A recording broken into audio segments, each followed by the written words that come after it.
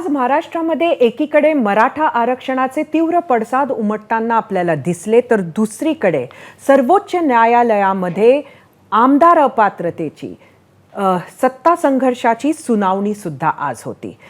खरं तर याच विषयावर आपल्याबरोबर चर्चा करायला राज्याचे माजी महाधिवक्ता श्रीहरी अणे सर आहेत. अणे सर हे विधानसभेचे अध्यक्ष राहुल नार्वेकर यांचे स्पेशल काउन्सिल सुद्धा आहेत आणि सर आज आपल्याबरोबर आहेत. आणि सर, एकंदरीतच जर आपण बघितलं, आज वेळापत्रक सादर व्हावं अशी अपेक्षा होती, जे झालं. मात्र या वेळापत्रकाला घेऊन सर्वोच्च न्यायालयाची परत एकदा नाराजीच दिसली. त्यामुळे नक्की काय म्हणाल या नाराजीवर? आपण वेळापत्रकाच्या नाराजीच्या संबंधी बोलताना सर्वोच्च न्यायालयाचा दृष्टिकोन डोळ्यापुढे ठेवायला हवा. त्यांना असं वाटतं की डिस्क्वालिफिकेशनच्या ज्या सुनावण्या आहेत त्या लवकरात लवकर व्हायला पाहिजेत. त्याच्यामुळे जे काही वेळापत्रक त्यांच्या दृष्टिकोनात लवकरात लवकरमध्ये फिट होत नाही त्याच्याबद्दल ते नाराज असतात.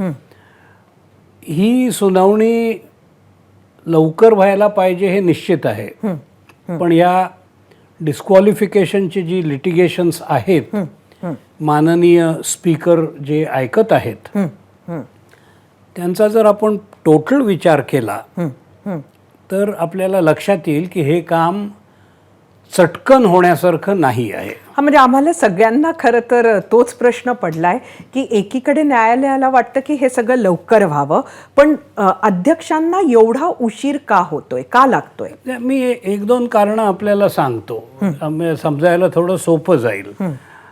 एक गोष्ट आपण लक्षात घ्यायला पाहिजे की आतापर्यंत गेल्या वर्षी ही क्रिया सुरू झाली, विविध पिटिशन्स फाईल झाल्यात की अमुक माणूस डिस्क्वालिफाय करा, तमुक माणसाला डिस्क्वालिफाय करा.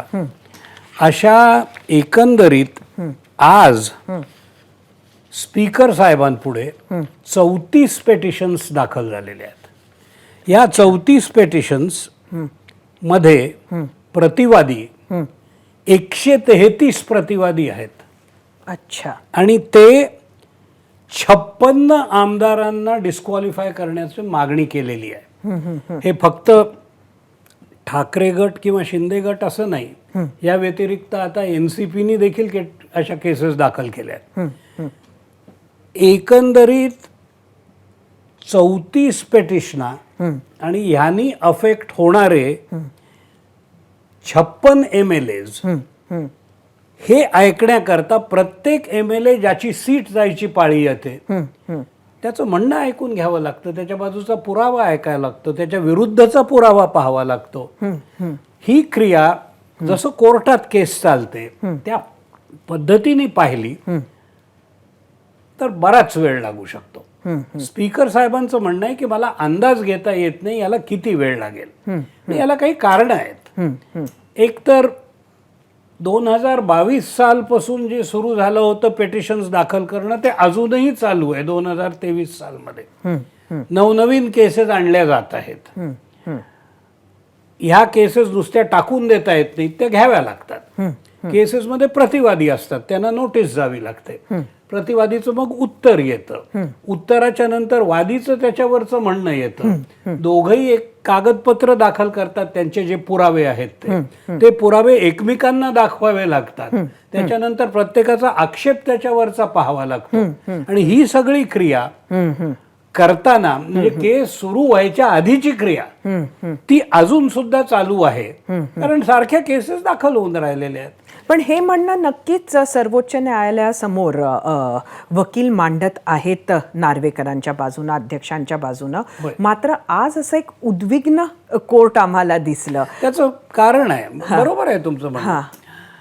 कोर्टाला ह्या केसेसच्या मध्ये होणारा विलंब ह्याचं स्वरूप राजकीय दिसतंय. स्पीकर साहेबांना, जो मी त्यांच्याबरोबर ह्या मॅटर्समध्ये जे काही पाहिलं त्याच्यातून स्पीकर साहेबांना ह्याच्यात अन्याय होऊ नये याची काळजी जास्त आहे. कुठल्याही बाजूचं म्हणणं नीट पुढे यावं, त्याच्यावरचे पुरावे नीट यावेत आणि त्याच्यावरचं डिसिजन व्हावं, हे स्पीकर साहेबांचं म्हणणं आहे. ऍडेड टू दॅट सुप्रीम कोर्टाने आणखीन काही गोष्टी सांगितलेल्या आहेत की तुम्ही मुख्य पार्टी कुठली हे ठरवा. त्याच्यानंतर कोणी डिफेक्शन केलं हे डिफेक्शनच्या लॉ खाली ठरवा. काही काही विधानं सुप्रीम कोर्टाने केलेली आहेत जी नॉर्मल केसमध्ये स्पीकरना बघायची गरज नव्हती. कोण डिस्क्वालिफाय झालं, 2 पॉइंट्सवर डिस्क्वालिफिकेशन चालतंय. 10th शेड्यूल आहे आपल्या घटनेमध्ये, त्याच्यात म्हटलंय की जर का एखाद्याने आपल्या पक्षाची मेंबरशिप व्हॉलेंटरीली सोडून दिली असेल तर तो डिस्क्वालिफाय होतो. आणि दुसरं आपल्या केसशी जे संबंधात आहे ते हे की जर एखाद्याने व्हिप जो आहे त्याचं म्हणणं ऐकलं नाही तर तो डिस्क्वालिफाय होतो. इतक्या सोप्या पद्धतीने या केसेस बघायच्या असत्यात तर जास्त लवकर झालं असतं. खरी पार्टी कुठली आहे हे ठरवा म्हटलं म्हणजे आता पहिलं तर हे स्पीकरचं काम नव्हे. खरी पार्टी कुठली आहे हे शिवसेनेना ह्या किंवा त्या दोघांनाही माहित नाही. हे केव्हा माहित पडेल, जेव्हा पुढलं इलेक्शन येईल त्याच्यामध्ये ज्याला सर्वात जास्त मत मिळेल तो खरी पार्टी म्हणून डिक्लेअर होईल. पण आता निवडणूक आयोगानं खरं पाहिलं तर चिन्ह आणि पक्ष, पण चिन्ह आणि पक्ष हे शिंदे गटाकडे सध्या आहे. चिन्ह नाही आणि पक्ष नाव आहे. दोन्ही पक्षांची नावं वेगळी हा. आहेत. शिवसेना हे निर्भेळ नाव कोणाकडेच नाहीये. चिन्ह पूर्वीचं दोघांकडेही नाहीये. आणि हा ठराविक फॉर्म्युला अशा केसेसमध्ये इलेक्शन कमिशन गेले 40-50 वर्ष तरी वापरते. धनुष्यबाण त्यांनी दिलाय आता शिंदेंना. आता दिलेला जो आहे हा. ज्या वेळेला हे त्यांच्या पुढे गेलं, नक्की. ज्या वेळेला स्टे झाला होता त्यावेळेला ते मी नव्हतं. पाहतोय. नक्की. तेव्हा तुम्ही जर त्या पद्धतीने विचार केला तर ज्या गोष्टींमध्ये पक्ष कोणाचा हे ठरवायचं असेल, जर स्पीकरनी एका लाईनीत म्हटलं की ज्या अर्थी यांना चिन्ह दिलंय त्या अर्थी हा पक्ष आहे, तर इतर लोक म्हणतील की मग पक्ष फुटण्याचा प्रश्न कुठे आला. आम्ही म्हणतोय की हे लोक आमच्यामधून बाहेर पडले, ते तुम्ही तपासणार आहात की नाही आहात. ह्या सर्व गोष्टींचा सर्वांगीण विचार करताना जर स्पीकरनी पळवाट म्हणून असं काही केलं तर उद्या सुप्रीम कोर्ट त्याला दाटायला पुन्हा कमी करणार नाही. नक्की. की तुम्ही का विचार केला नाही त्याच्याबद्दल. आम्ही म्हणत होतो या गोष्टींचा विचार करायचा, का केला नाही तुम्ही. स्पीकरवरची जी जबाबदारी आहे ती अतिशय मोठी आहे. आणि या अनुषंगाने थोडंसं क्लॅरिफिकेशन म्हणून आपल्याला सांगतो. स्पीकर हा डिस्क्वालिफिकेशन्स ऐकताना कोर्ट म्हणून ऐकतो. त्याचा स्टेटस हा एका कोर्टाचा आहे आणि ते कोर्ट सुप्रीम कोर्टाच्या अधीन नाही असा माझा विचार आहे. This is my interpretation of the law that he is equal to the supreme court in that part. पण आज खरं तर सुनावणी जेव्हा होत होतं ते तसं दिसत नाही. आदेश देतात, बरोबर आहे तुमचं. सुप्रीम कोर्ट कशा आधारे देतात आदेश. डिस्क्वालिफिकेशनच्या बाबतीत घटनेमध्ये 10वं शेड्यूल दिलेलं आहे. 10व्या शेड्यूलला राबवताना स्पीकर ते कारभार करत असतो, तो कार्यक्रम करत असतो. 10व्या शेड्यूलमध्ये ऍक्ट करत असताना सुप्रीम कोर्टाने आधीच्या काही केसेसमध्ये म्हटलेलं आहे की स्पीकर हा एक ट्रायब्युनल आहे. आता जर स्पीकर ट्रायब्युनल असेल तर त्याच्यावरचा ज्युडिशियल सुपरविजन सुप्रीम कोर्टाला अवेलेबल आहे. पण जर स्पीकर ट्रायब्युनल नसेल तर सुप्रीम कोर्टाला त्याच्यावर कुठलाही अधिकार उरत नाही. म्हणून सुप्रीम कोर्टचं कॉन्स्टंट म्हणणं आहे की तुम्ही ट्रायब्युनल आहात. आणि मला हे विचारांती सुरुवातीला मला पटत नव्हतं. माझा ऍडवाइस होता स्पीकर साहेबांना की तुम्ही स्टँड घ्या की मी तुमच्या अखत्यारीत येत नाही. I am not subject to your jurisdiction. अत्यंत संयम दाखवला या स्पीकरने टू से नो. सुप्रीम कोर्टाचा आपण आदर कधीच करणार नाही. ही इन्क्वायरी कशी कंडक्ट व्हावी याच्याबद्दल ते जे काही मला सांगतात त्याच्यावर मी निश्चितपणे विचार करीन. पण निकाल देताना कशा पद्धतीने निकाल द्यावा किंवा कुठल्या दिशेने निकाल द्यावा हे मात्र त्यांनी सांगितलेलं मला पटत असेल तर मी ऐकेन, नाही तर मी ते ऐकणार नाही. तर कारण आहे ते जे कारण देतात ते योग्य आहे. ही मॅटर सुप्रीम कोर्टापुढे होती, डिस्क्वालिफिकेशनवर स्थगिती आणण्यात आलेली होती आणि मग त्या जजमेंटमध्ये कॉन्स्टिट्यूशन बेंचनी ज्या वेळेला गव्हर्नर साहेबांच्या अनेक बाबतींमध्ये भाष्य केलं, एका बाबतीत येऊन सुप्रीम कोर्ट थांबलं. ते म्हणजे डिस्क्वालिफिकेशन आणि स्पीकर. ते म्हणाले हे आम्ही करणार नाही, स्पीकरला विचारा, स्पीकर ठरवेल. त्याच वेळेला सुप्रीम कोर्टाने का केलं नाही? जर ते म्हणतायत की आम्ही करू मग तुम्ही 6 महिन्यापूर्वी करू शकले असते, 4 महिन्यापूर्वी करू शकले असते. हे तुम्ही का टाळलत करणं? टाळण्याचं कारण आहे आणि ते योग्य आहे. ती त्यांचा अधिकार नाही त्यांचा. कोण डिस्क्वालिफाय व्हायला हवं, कोण व्हायला नको, याच्याकरता ट्रायल लागते आणि ती ट्रायल ही स्पीकर करतो, हे घटनेत सांगितलेलं आहे. पण हा जो डिले होतोय, हा जो वेळ लागतोय, त्यामुळे हळूहळू अजूनच विरोधकांचा जो कॉन्फिडन्स आहे तो कुठंतरी अजूनच कमी किंवा नाहीच आहे असं म्हणायला पाहिजे अध्यक्षांवर. मी अध्यक्षांच्या कॉन्फिडन्स बद्दल जो कायद्याची पोझिशन आहे ती आपल्याला सांगतो. स्पीकरच्या विरुद्ध किंवा डेप्युटी स्पीकर जर स्पीकर नसेल आणि त्याच्या जागी डेप्युटी स्पीकर आलेले असतील, त्यांच्या विरुद्ध नो कॉन्फिडन्स चालू असेल किंवा दाखल झालेला असेल तर मग त्यांना हिअरिंग करता येत नाही. प्रोटेम स्पीकर आणावा लागतो किंवा कोणाला तरी ते अधिकार द्यावे लागतात, ते हिअरिंग करतात. पण त्यांच्या विरुद्ध जर नो कॉन्फिडन्स नसेल तर आम्हाला याच्यात विश्वास नाही, आम्हाला त्याच्यावर विश्वास नाही, या गोष्टींना काहीही कायद्यामध्ये स्थान नाही. आपण आपल्याला कोण न्याय देईल, आपण न्यायाधीश चूज करू शकत नाही. मला हा माणूस आवडत नाही की मला तो माणूस आवडतो म्हणून त्यांनी मला न्याय द्यावा आणि यांनी देऊ नये, या गोष्टींमध्ये काही अर्थ नसतो. जर स्पीकरवर डिस्क्वालिफिकेशनचा ठपका नाही आहे तर स्पीकर ह्या मॅटर्स हिअर करेल, किंबहुना स्पीकरनी केल्या नाहीत तर ते चूक ठरेल.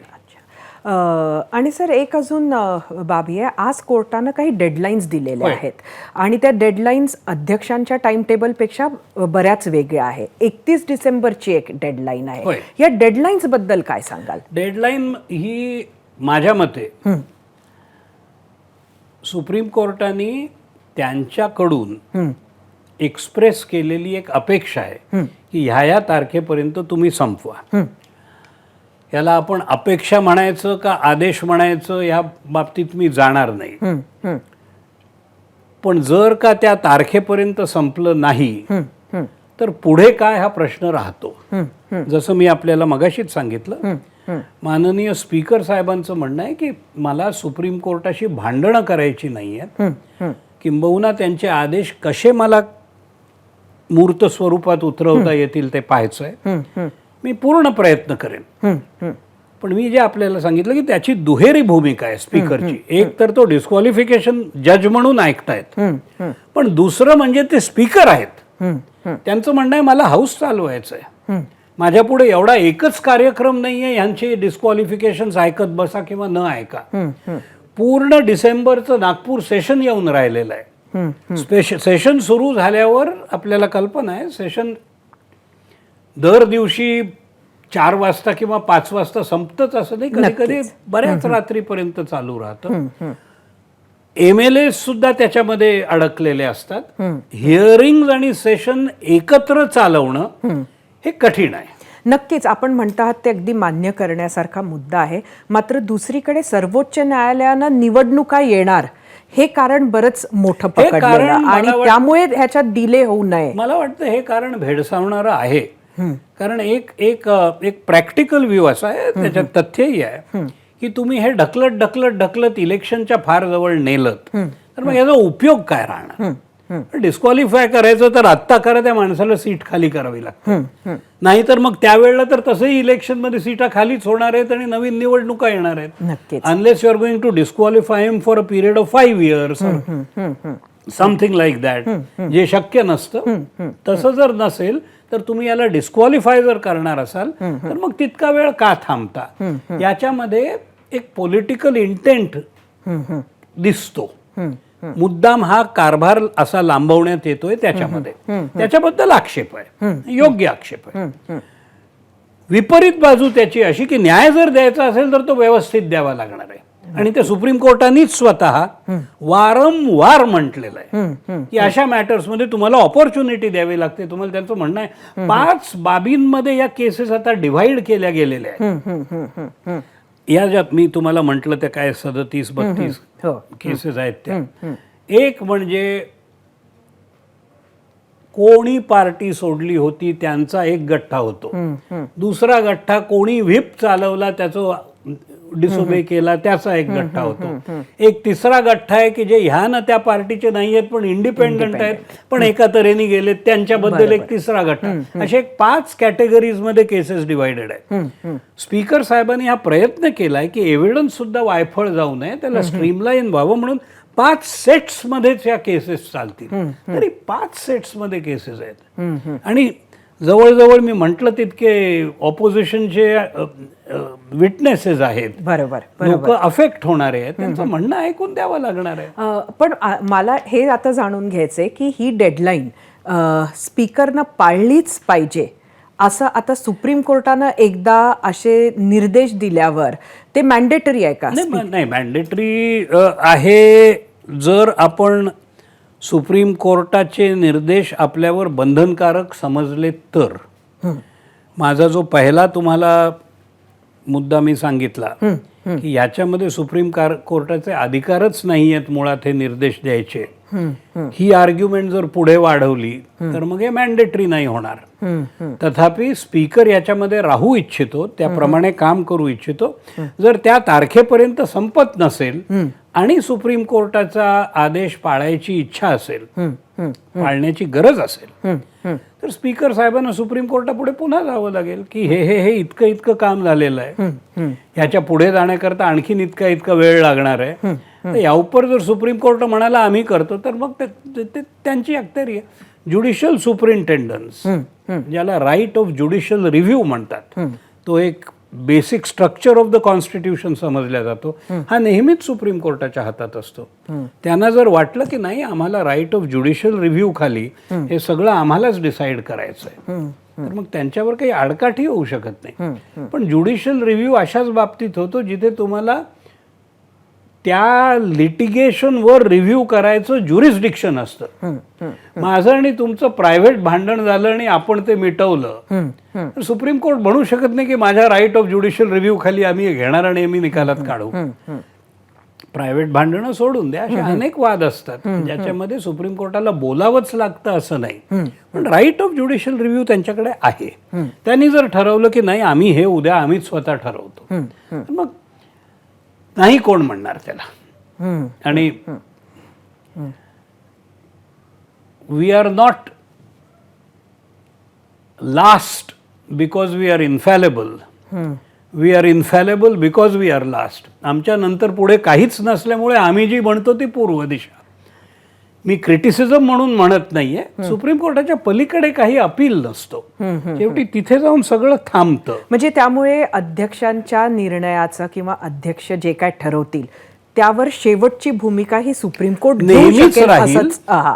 आणि जे पक्ष आज स्पीकर पुढे आहेत त्यांचा एक साधारण डायरेक्शन ती आहे की इथे काही का होईना आम्ही पलीकडे सुप्रीम कोर्टात घेऊन जाऊ. जे हारतील ते जातील, जे जिंकतील त्यांना डिफेंड करायकरता जावं लागेल. दोघेही जाणार तिथे. नक्कीच. तेव्हा ही दिशा निश्चित आहे. तर सुप्रीम कोर्ट किती त्याच्यात इंटरफिअर करू शकेल, पुरावे काय आले, कोणाचं काय म्हणणं रेकॉर्ड झालं, कशावर विश्वास ठेवायचा, स्पीकरनी कशामध्ये चूक केली, कुठे बरोबर केलं, याचा शहानिशा ज्युडिशियल रिव्ह्यू खाली सुप्रीम कोर्ट करू शकतं. नक्कीच. खरं तर सर आपण बरेच मुद्दे आज जे मांडले त्यामुळे लोकांच्या मनात एकंदरीतच जी सर्व प्रश्न असतील या सर्वोच्च सुनावणीबद्दल त्याची बरीच उत्तरं तुमच्याकडनं मिळालीत. एक शेवटचा प्रश्न मी जाता जाता आपल्याला विचारते, तो म्हणजे हा की आपण स्पेशल काउन्सिल आहात अध्यक्षांचा आणि मला हा मोह आवरत नाही आपल्याला विचारायचा की आता अध्यक्ष नक्की काय करणार. नाही, ते त्यांनी एक टाइम टेबल ठरवलंय. हे टाइम टेबल काही विचित्र नाही आहे, स्टँडर्ड पद्धत आहे कोर्टाची चालण्याची. सगळ्यांचे कागदपत्र जमा झालेले आहेत. पुढल्या तारखेला इश्यूज दिल्या जातील की ह्या मुद्द्यांवर मला एव्हिडन्स ऐकायचा आहे. मग ग्रुप बाय ग्रुप एव्हिडन्स घेतल्या जाईल. शक्यतो माझं अंडरस्टँडिंग स्पीकर बद्दल असं आहे की ते रिपीट होऊ देणार नाहीत एव्हिडन्स. एकदा एखादा विशिष्ट टाईपचा एव्हिडन्स आला तर पुन्हा दुसऱ्यांनी तोच येऊन सांगायचं, तिसऱ्यांनी तेच येऊन सांगायचं याची गरज नाही. क्रॉस एक्झामिनेशन सुद्धा बेसिकली झाली की मग क्रॉस एक्झामिनेशन सर्वच जण तेच विचारणार असतील तर पुन्हा पुन्हा ते विचारायची गरज नाही. एव्हिडन्सचं रेकॉर्डिंग झाल्यानंतर मात्र हिअरिंगला केस येते. प्रत्येक जणाचे वकील येऊन आर्ग्यू करतात आणि मला हे दिसतंय की पेटिशनर एकच पेटिशनर बहुतेक पेटिशन्समध्ये आहेत प्रभू, तेव्हा त्यांचे एक कॉमन वकील आर्ग्यू करतील. पण जे मुद्दे वेगवेगळे मी सांगितले, व्हिप बद्दल वेगळा मुद्दा आहे, क्रॉसिंग द फ्लोअर, वेगवेगळे जे मुद्दे आहेत प्रत्येक बाबतीत वेगळी आर्ग्युमेंट होईल. बरोबर. ह्यांच्या उत्तरामध्ये जे अफेक्ट होणार असतील त्यांचे मात्र प्रत्येकाचं वकिलाचं म्हणणं ऐकावं लागेल. स्पीकर म्हणू शकतील की तुम्ही तुमचं रायटिंगमध्ये द्या. जर रायटिंग मध्ये देऊन आम्हाला हिअरिंग नकोय म्हणाले तर मग म्हणजे मी तुम्ही जे म्हणत नाही आहात ते म्हणून देते की कुठंतरी 31 डिसेंबर पर्यंत हे पूर्ण होणं कठीण दिसतंय मला. जर आपण न्याय देण्याच्या भूमिकेतून हे करण्याचा प्रयत्न केला तर एवढ्या तोकड्या पिरियडमध्ये बसवणं मला कठीण दिसतं. सुप्रीम कोर्टाला सुद्धा त्यांच्या पुढे डिस्क्वालिफिकेशनचं मॅटर गेल्या वर्षी आलेलं, या वर्षीच्या मे मध्ये त्यांनी ते निकालात काढलं. त्यांना देखील इतके महिने लागलेत नुसतं हिअर करायला. आणि जसं मी सांगितलं स्पीकरला इतर अनेक कार्यक्रम आहेत जे त्यांना बघावे लागतात. ते नुसतं केसेस हिअर करत बसलेले नाहीये. आणि तशाही 40-50 किती केसेस मी आपल्याला सांगितल्यात मला आठवत नाही, तितक्या केसेस निपटायला लागतो तेवढा वेळ लागतो. 34 पेटिशन्स आहेत 56 लोकांना अफेक्ट करणाऱ्या. बिलकुल. त्यांचं म्हणणं ऐकायला जितका वेळ लागतो तेवढा लागतो. नक्कीच. आणि सर आपले खूप खूप धन्यवाद. आपण आलात, एबीपी माझ्याशी बातचीत केली आणि सगळ्यात महत्त्वाचं म्हणजे बरेच जी मुद्दे लोकांच्या मनात होते त्या सगळ्या मुद्द्यांचं आपण उत्तर दिलं. Thank you very much. Thank you. ABP माझा, उघडा डोळे बघा नीट.